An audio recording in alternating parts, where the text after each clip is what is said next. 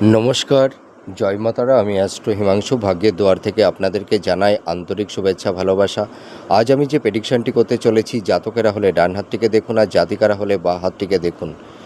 যদি কোনো জাতক জাতিকাদের হাতের শনির ক্ষেত্রটি যদি খুব ডাবা থাকে বা খুব উঁচু থাকে, আর এর সঙ্গে যদি এই ধরনের অর্ধাবৃত্তাকার আকৃতির শনি বলয় থেকে থাকে, এই জিনিসটা আপনারা লক্ষ্য করবেন।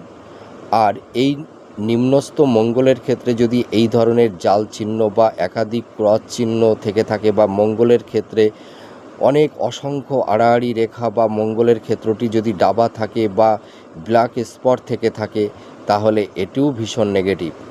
আর একটা জিনিস লক্ষ্য করুন, হাতের চন্দ্রের ক্ষেত্রটা যদি খুব ডাবা থাকে বা উঁচু নিচু থাকে বা এখানে ডার্ক চিহ্ন থাকে বা ক্রস চিহ্ন থেকে থাকে, তাহলে এই সব জাতক জাতিকাদের স্বাস্থ্যহানি ঘটে।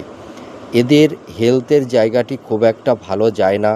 তাছাড়া এই শনির ক্ষেত্রটি যদি খুব উঁচু থাকে বা খুব ডাবা থাকে বা এই ধরনের শনি বলয় থাকে, তাদের পেট সংক্রান্ত, হাড় সংক্রান্ত, জয়েন্ট পেইন, ঠিক আছে, নার্ভ সংক্রান্ত, কোলেস্ট্রল, শরীরের কোলেস্ট্রলটা বেড়ে যায়, ঠিক আছে। তারপরে দেখবেন মানে দাঁত, চোখ, এই সব সংক্রান্ত, হাড় সংক্রান্ত প্রবলেমগুলো বেশি করে তৈরি হয়।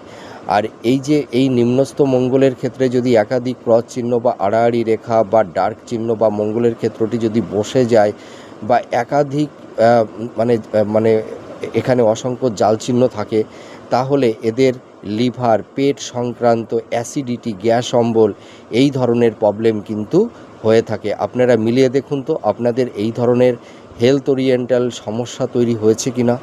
নমস্কার, জয় মাতারা।